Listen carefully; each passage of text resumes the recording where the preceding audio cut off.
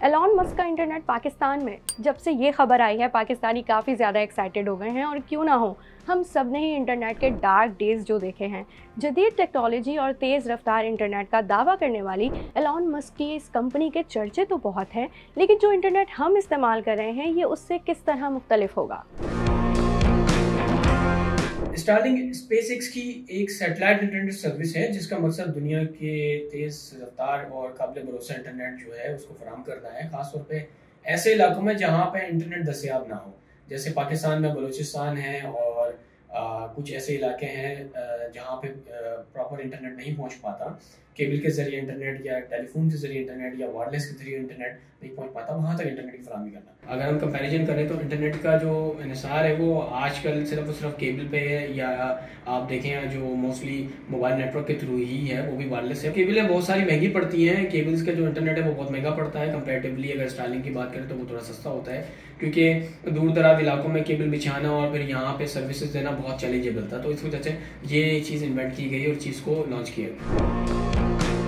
आखिर Elon Musk की company ने बड़ी सैटेलाइट्स के बजाय छोटी सैटेलाइट्स का इंतखाब क्यों किया है? स्टारलिंक इंटरनेट की रफ्तार क्या बारिशों और बर्फबारी जैसे मौसम में भी मुतासिर नहीं होगी? स्टारलिंक छोटी सैटेलाइट का इस्तेमाल करता है, जिसकी वजह से जो कि ज़मीन के निचले मैदान में और गर्दिश में करती रहती है। इसकी वजूहत क्या है, मैं आपको थोड़ा सा उसमें एक्सप्लेन करूँ।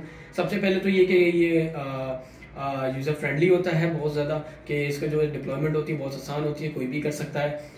उसके बाद इसमें ज़्यादा खर्चा नहीं आता, क्योंकि छोटी सैटेलाइट है, बनाने में और लॉन्च करने में कम से कम लागत आती है, जो कंपनी को बड़ा बेनिफिट देती है।